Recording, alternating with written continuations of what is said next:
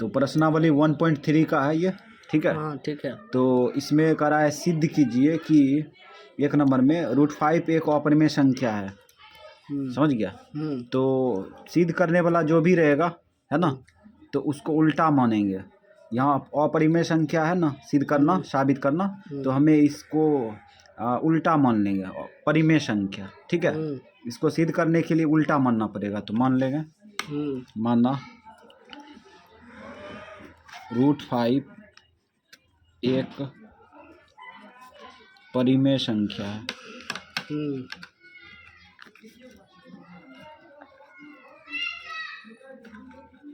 मान लिए। माना √5 एक अपरिमेय संख्या है, ठीक। तो इसको जो है हम क्या करेंगे, परिमेय संख्या को किस रूप में लिख सकते हैं, तब परिमेय संख्या को P/Q के रूप में लिख सकते हैं। √5 बराबर हो जाएगा P/Q। जहाँ आप शर्त लिखेंगे P, Q सअभाज्य संख्या, सअभाज्य संख्या है एवं Q बराबर नहीं है 0। ये पूर्ण विराम है, नहीं हो देगा तो चलेगा, 0 1 लग रहा है, ठीक। तो इस प्रकार से ये √5 बराबर P/Q ले लिए। क्यों? क्योंकि √5 को परिमेय संख्या माने हैं, तो परिमेय संख्या को P/Q के रूप में लिख दिया। अब ये शर्त लिखना है P, Q सअभाज्य संख्या है एवं Q बराबर नहीं है 0, ठीक। तो सअभाज्य संख्या किसे कहते हैं?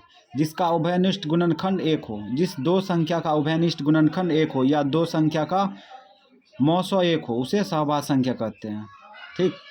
अब यहाँ पे जो है क्या करेंगे, ये समीकरण में वर्ग करेंगे, तो लिखेंगे दोनों तरफ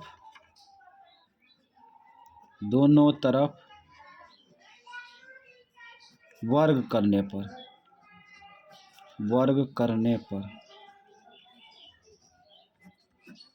तो क्या करेंगे, बायां पक्ष वर्ग करेंगे तो दायां पक्ष भी वर्ग करेंगे, स्क्वायर कर रहे हैं, ठीक।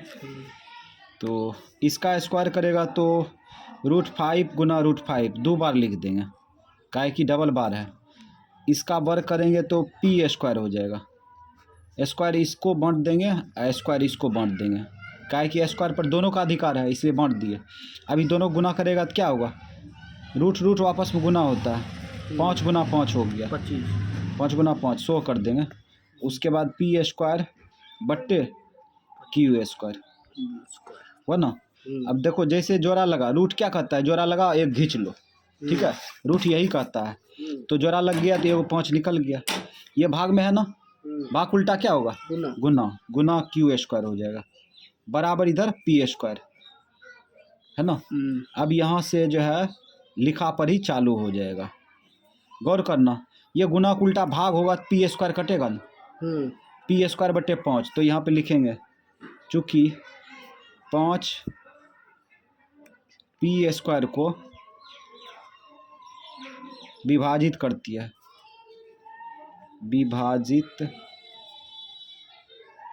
कलम नहीं उड़ रहा है, विभाजित करती है,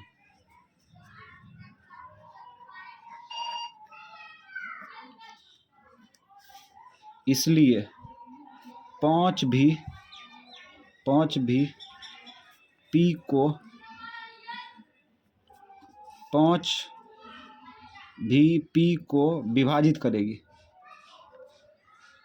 या 5 P को विभाजित करेगी, ऐसे भी चलेगा, विभाजित करेगी।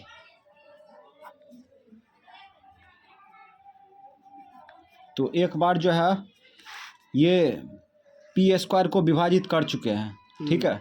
अब P² विभाजित या P² या P विभाजित हो रहा है यहाँ पे 5 से, किससे हो रहा है, 5 से, जबकि P जो है कटना चाहिए 1 से, ये कटेगा जब भी तो 1 से कटेगा, काहे कि ये सअभाज्य संख्या है। तो यहाँ पे देखो P को जो है हम 5 से विभाजित कर चुके हैं, ठीक है। अब जो है Q के बारे में सोचेंगे, तो यहाँ पे मानना पड़ेगा, मान लेते हैं, मानना P बराबर 5 के मान लेते हैं। K की जगह पर कुछ भी ले सकता है, M ले सकता है, कुछ भी ले सकता है, N ले सकता है, ठीक है। तो 5 के किस लिए माने? इसको साबित करने के लिए। P को भी देखेंगे कि किससे विभाजित हो रहा है, समझ गया। P को भी चेक करेंगे कि किससे विभाजित हो रहा है, इसलिए माना P बराबर 5 के। अगर यहाँ पे 7 रहता तो 7 के मान लेते हैं, ठीक है। अब यहाँ पे लिखेंगे दोनों तरफ वर्ग करने पर, दोनों, इसको मान लेते हैं समीकरण फर्स्ट, दोनों तरफ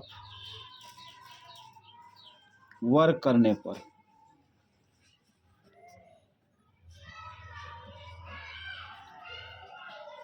अब P पर स्क्वायर कर देंगे, अब 5 के पर स्क्वायर कर देंगे, ठीक।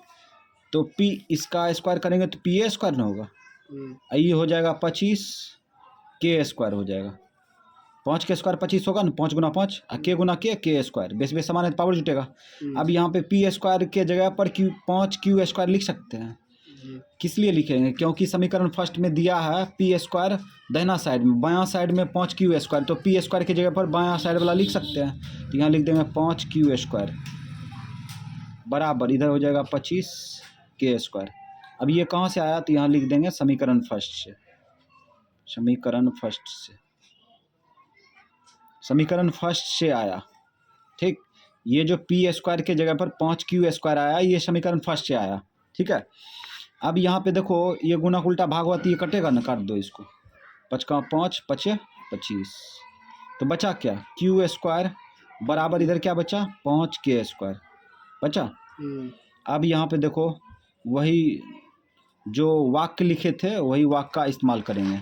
यहाँ पे गौर करना, ये गुणक उल्टा भाग करेंगे तो क्यू स्क्वायर बट्टे 5 होगा ना, तो इसका मतलब हो जाएगा कि 5 क्यू स्क्वायर को विभाजित कर रहा है ना। तो यहाँ पे लिखेंगे चूँकि 5 क्यू स्क्वायर को विभाजित करती है,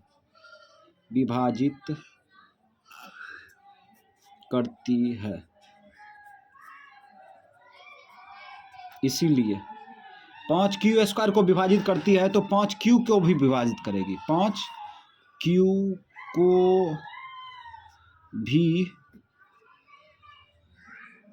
विभाजित करेगी।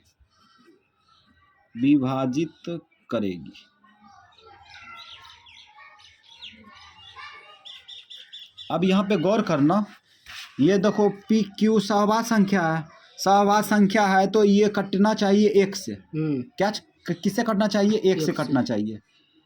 लेकिन यहाँ पे देखो पी क्यू कट रहा है 5 से, तो इसका मतलब दाल में कुछ काला है, जिसके वजह से ये 5 से कट रहा है। पी क्यू सहवास संख्या है, पी क्यू सहवास संख्या कटना चाहिए 1 से, लेकिन ये कट रहा है 5 से। इसका मतलब जो है ये डाइवर्ट कर दिया पी क्यू को, है ना। तो यही बात को इसमें लिखेंगे, चूंकि एक के अलावा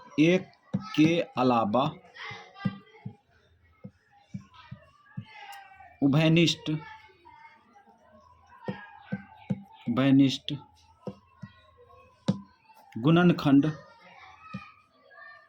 गुणनखंड 5 है, इसीलिए √5 एक अपरिमेय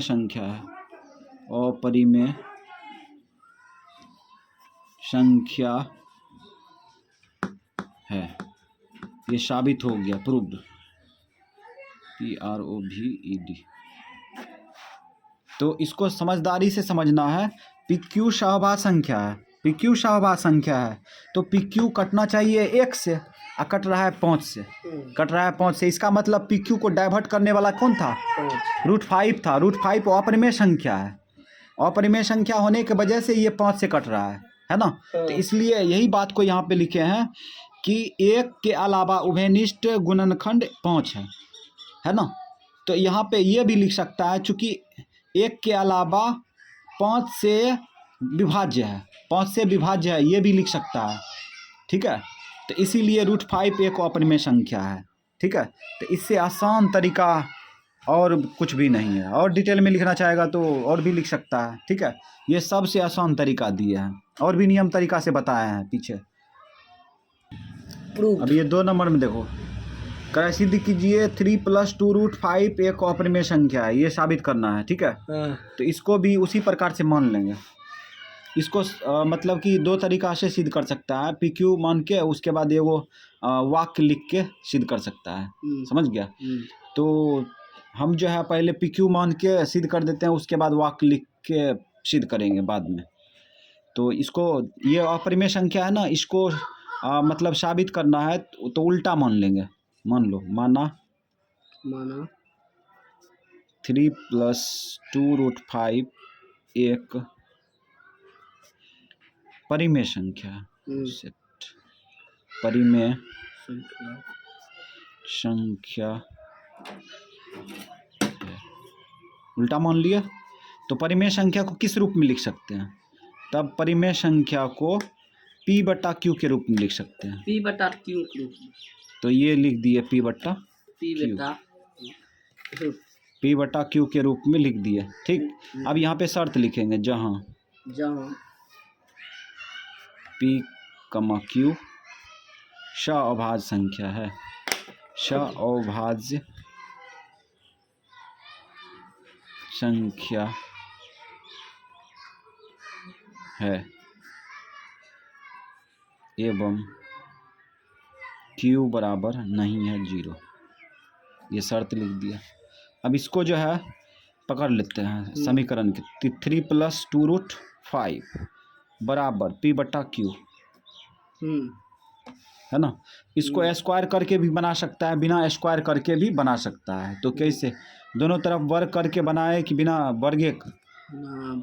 बिना वर्गे। ठीक है, तो इसको देखो क्या करते हैं, 2√5 बराबर ये P/Q। इसको इधर खींचेंगे तो -3 होगा। अब यहाँ पे हो जाएगा 2√5 बराबर, इधर एलसीएम लो, एलसीएम Q आएगा, इसे इसमें भाग देगा 1 गुना P माइनस इसके नीचे में 1 है ना, 1 से इसमें भाग देगा Q गुना 3Q होगा। अब ये गुना उल्टा भाग होगा ना, तो हो जाएगा √5 बराबर P माइनस 3Q बट्टा Q गुना 2। तो √5 बराबर हो गया P माइनस 3Q बट्टा 2Q। ये घटेगा कभी? ऐसे ही नहीं रहेगा, डिस्टेंस में दूरी बना के ऐसे ही रहेगा। अब यहाँ पे काम हो चुका है। अब गौर करना, जो संख्या रूट से बाहर नहीं निकलता है वो अब अपरिमेय संख्या होता है। ठीक है, तो यहाँ देखो बायां पक्ष में देखो अपरिमेय संख्या है, दायां पक्ष में परिमेय संख्या है। क्यों? क्योंकि P, Q सहभाज्य संख्या है। P, Q सहभाज्य संख्या है, तो गौर करना, इसमें मान रखेंगे P, Q सहभाज्य संख्या है, तो इसमें PQ को मान रखेंगे तो इधर परिमेय संख्या आएगा ना, और इधर अपरिमेय संख्या है ना। तो ये दोनों तरफ जो है समान नहीं है, इधर अपरिमेय संख्या है तो इधर परिमेय संख्या है। तो बात हजम हो रहा है? नहीं हो रहा है। तो यहाँ पे लिखेंगे चूंकि बायां पक्ष में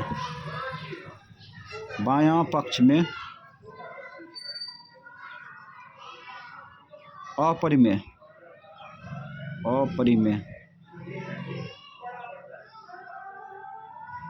एवं दायां पक्ष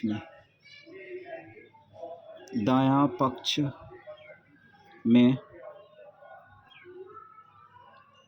परिमेय संख्या है, जो कि विरोधाभास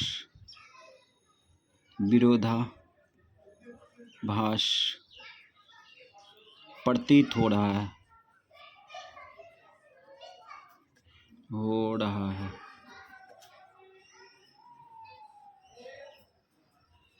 इसलिए 3 + 2√5 एक अपरिमेय संख्या है। संख्या है। तो अपरिमेय संख्या है, हो गया। इसमें भाषा का यूज करना है, ठीक है। बायां पक्ष में देखो अपरिमेय संख्या है, दायां पक्ष में परिमेय संख्या है, ठीक है, जो कि विरोधाभास प्रतीत हो रहा है ना। दोनों पर बराबर होना चाहिए, है ना। वही बात को यहाँ पे लिख दिया।